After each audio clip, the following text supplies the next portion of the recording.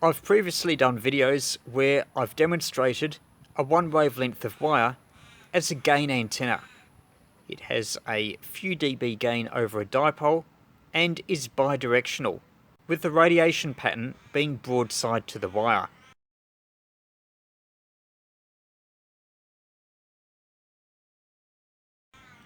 I've normally used a configuration where I've fed it down at the bottom, having it going up to a telescoping skrid pole about 8 or 9 meters tall, and then running the wire again down to the bottom where it can be tied off to a fence or a peg. I've had good DX results with that, but normally I've only taken one wire and used that at a time. Thus I wasn't easily able to rotate it quickly, such as would be needed to do A/B signal comparisons. In this video I'll do just that. I'll have two wires and two antenna couplers, and an A/B switch so I can instantly switch between them.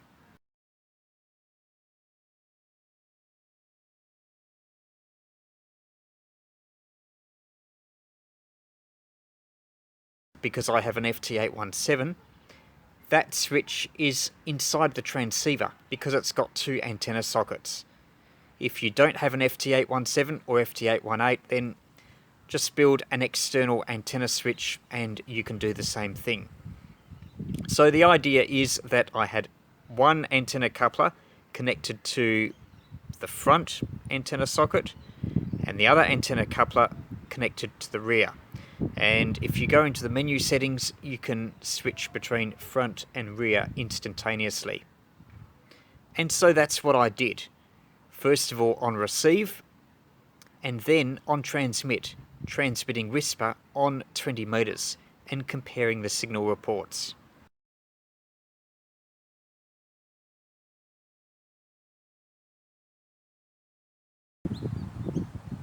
I'm in this open paddock and I've got with me a compass, so I'll set this up so that it's broadside to Europe, long path, which is in about that direction, and then the one at 90 degrees to it will be in the other direction. And if this is working, then there would be a bit of a null towards Europe when I'm using that other antenna. But there may well be better signals in other directions. And to try all that, I'll transmit whisper on 20 meters. It's just before 5 PM local. The real time is just before 4 PM because we're on summertime. And the antenna will take a bit longer than before to set up. Although I've still just got the one pole, there's two wires instead of one. And I need to make sure that they are almost exactly 90 degrees to one another.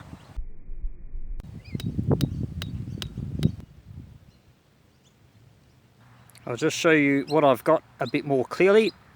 One antenna coupler, the accompanying wire, another antenna coupler, another accompanying wire, and for the counterpoise I'll use about 1 meter or so of wire for each one, so I'll be comparing like with like.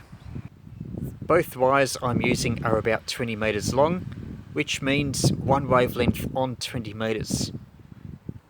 But they are still somewhat directional on other frequencies, as you'll find out, although the radiation patterns in each instance will vary, as they're no longer a full wavelength on the frequency that you're listening to.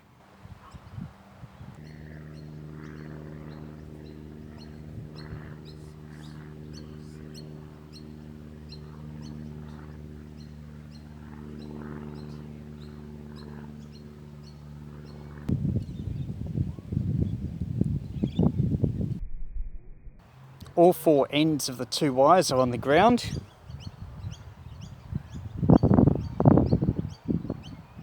We need to make sure that they are an even distance apart, so we'll just pace it out. 1, 2, 3, 4. I should mention that at the apex of both of the wires I've got this plastic chopping board.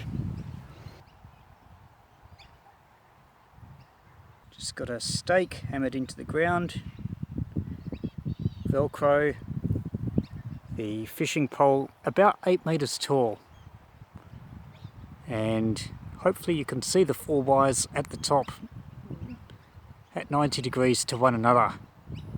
We'll just follow one of the wires down here.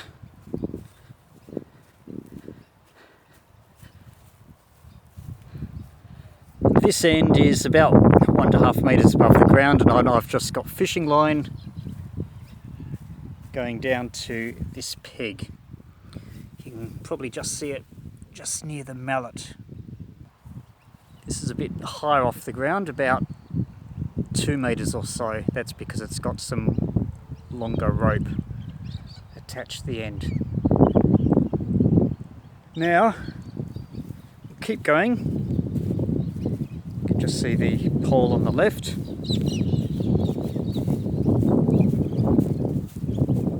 Here's the first wire that I mentioned, going down almost to the ground, and an L-match antenna coupler.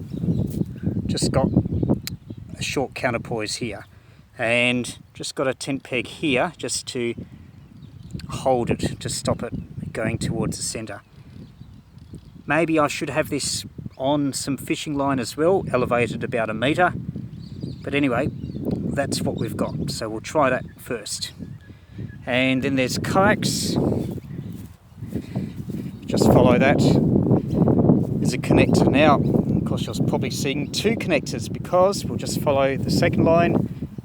That goes to a second L-match antenna coupler. So these are 2 independent antennas, 20 meters of wire each, end fed, and they're at 90 degrees to one another.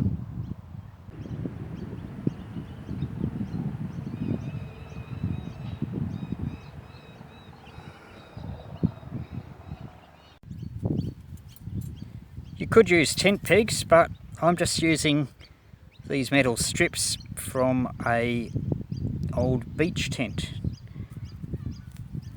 They press quite easily into the ground.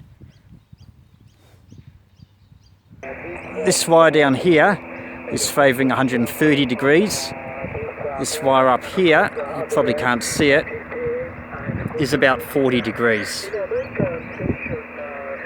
There would be cases where signals arrive at directions that are in between where the antenna is firing, and then there might not be much difference.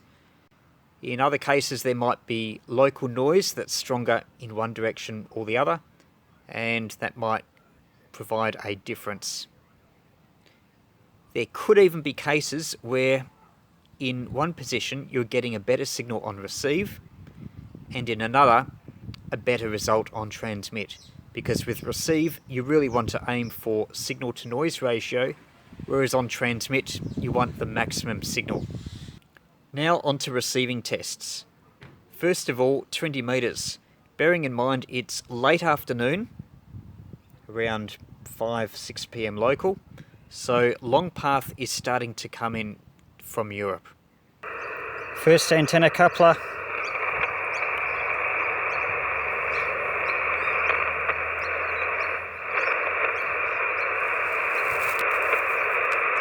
Oh, now this is tuned up on 20 meters, okay. It's still a little bit early, so I'll expect signals will improve later on. Oh.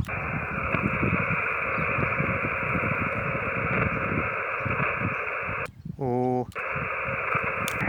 I've now got both lines connected to the FT817. And the front socket is the one at right angles to that.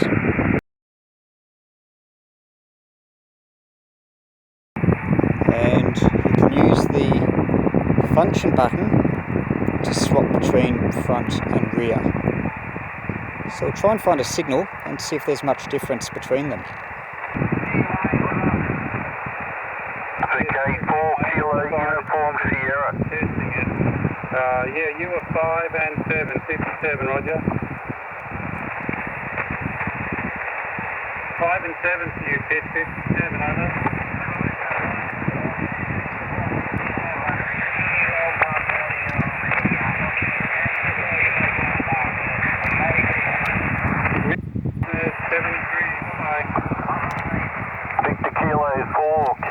Uniform Sierra.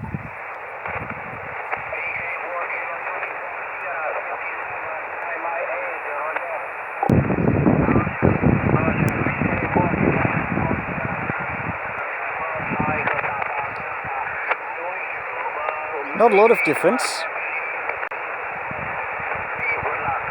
Thanks very much, Mr. Pete. Merry Christmas to you and family and 7-3. All the best, mate. But the rear is slightly stronger, and that's the one favouring Europe. Yeah, thanks to give that 5759. I'm just doing some testing, so We'll just try some other signals. We give you a roll for Bill, mate.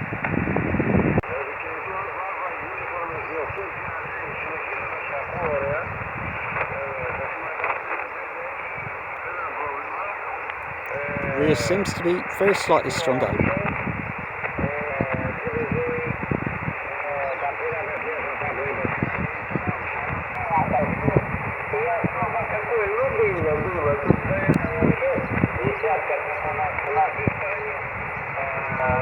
Now this does seem to be a bit of difference.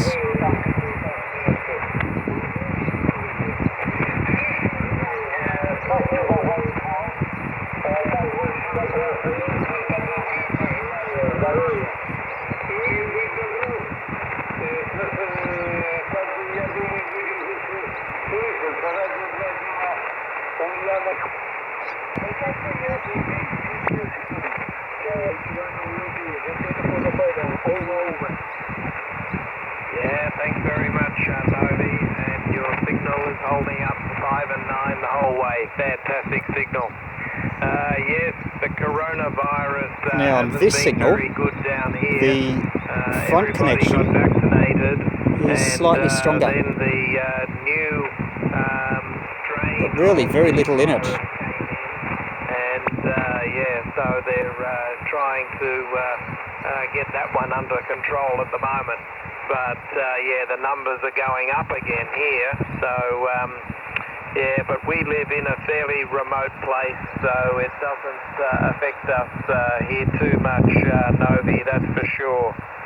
And so the best thing to do is to stay home and talk on the radio. Hi. That's what I'll be doing.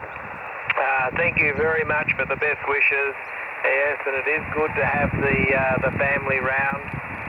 My daughter and her husband and the Now, grandchildren. if we look at the we'll estimator, have a good Christmas with them. Well, hopefully you have a great Christmas rear. too there, Novi, and I'm This sure was front. if I hear you around the bands, I'll give you a and call much again. bigger difference But you've on the got a great estimator. signal, and I'm sure other VKs will probably be listening and wanting to pick up and give you a call. So very, very nice conversation, Novi, from north of Tokyo there, and a great signal from your 3-element tri-bander and your FD2000. I'll say 73s, and I wish you all the best, and I'll look out for you again. JH1 OLB 73s from VK2 UGB. 73s, Novi. Bye-bye.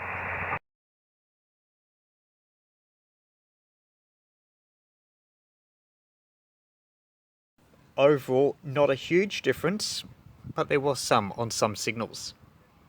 Just as an experiment, although the antennas won't be tuned up, they'll be mistuned equally. So we'll try 18 megahertz. Now, very interesting thing there is a huge difference in the external noise level.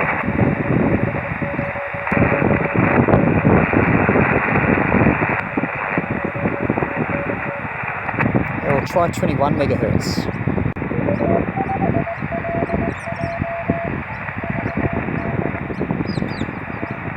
Now there's a big difference here. That was VK5LJ, I think.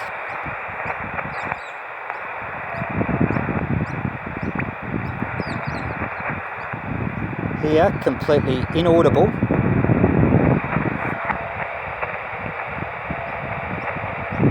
Here, audible.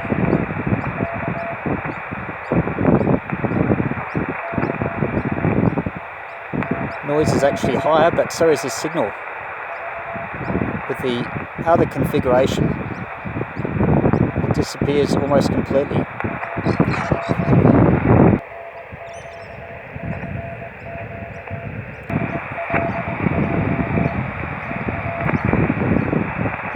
Very badly mistuned, but that's fine for a receiving antenna. QRZ 10 meters, QRZ 10, 4 hotel, Nick, 460 kilo. UMS resources calling. Now listen to that. What a difference.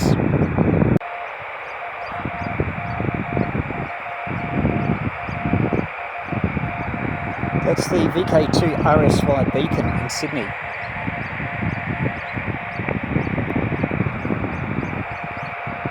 Perfectly copyable with the antenna connected to the rear socket.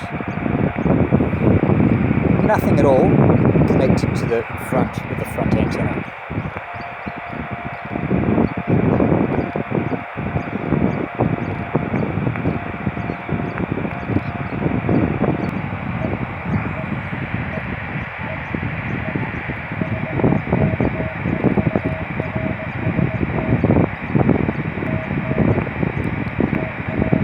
Again, the same deal.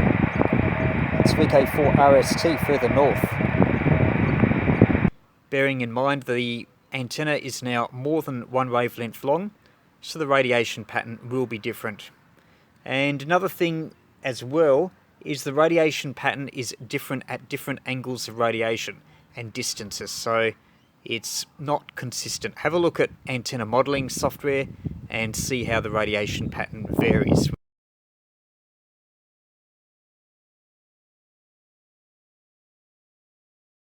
Listen to 27 megahertz. I think you didn't talk to Bob with that, you're right? No worries here, mate.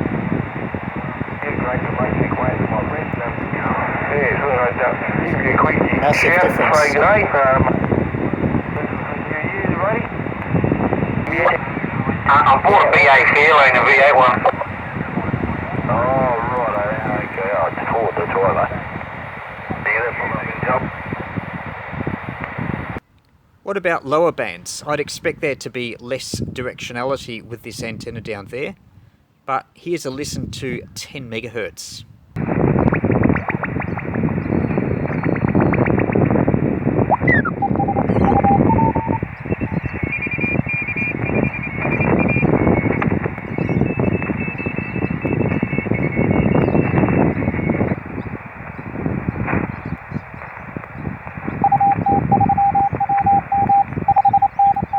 Small difference. So, it's good to hear me. So it is coming up short path works well at the moment too.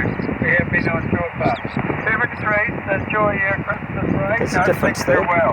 All good here, Harry. Look forward to some more contacts next year. Oscar Echo 6, Italy Foxtrot Golf, ZL4 Radio Mike Fox. So bye-bye.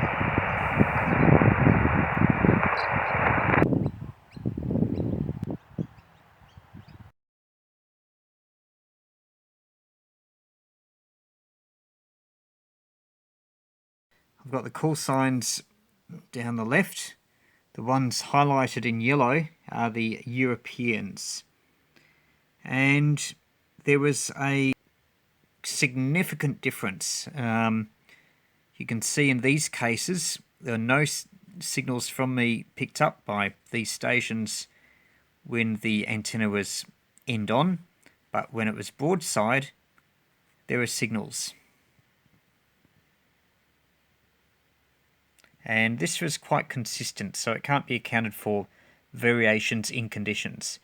Though that could have been the case with some other closer in stations because there was significant sporadic E on 10 metres and possibly also on 20 metres as well.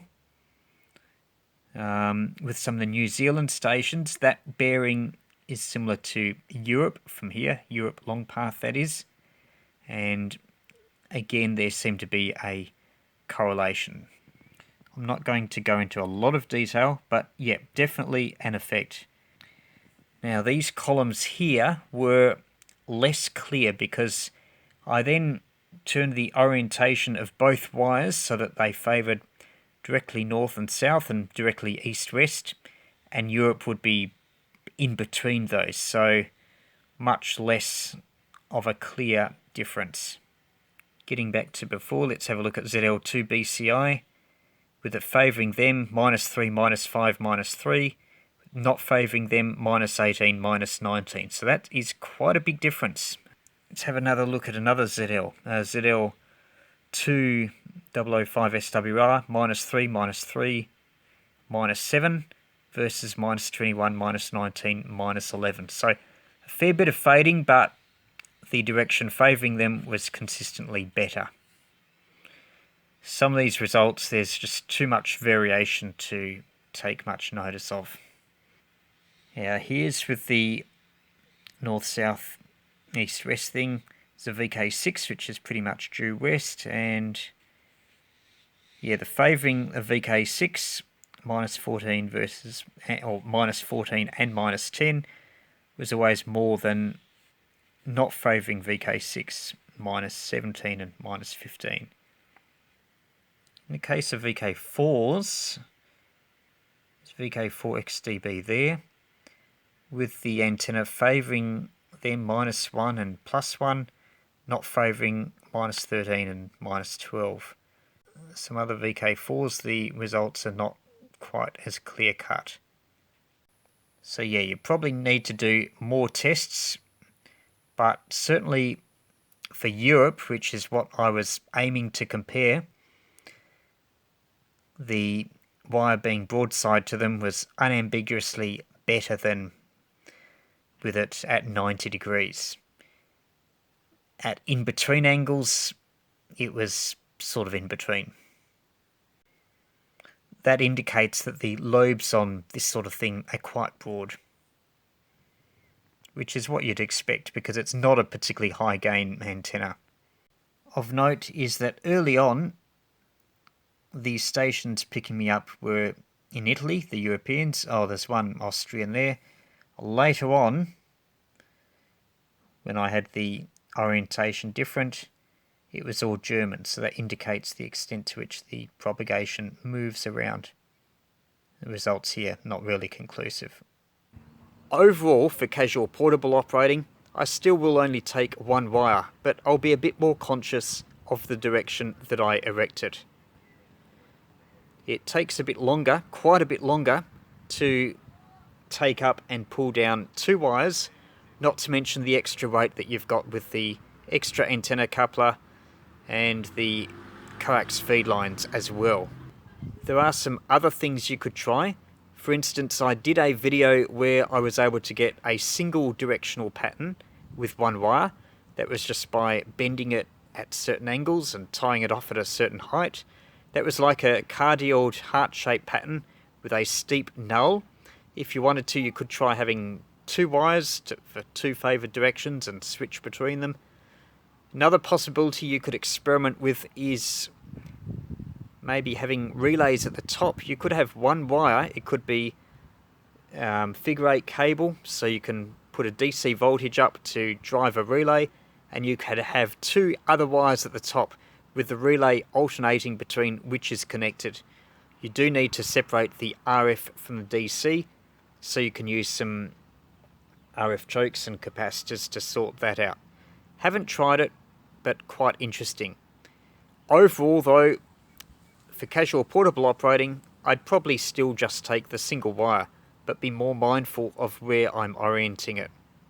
Something that's really handy is to know your beam directions for the paths that you expect to work, and also have a portable compass, so you erect the antenna wire in the right orientation.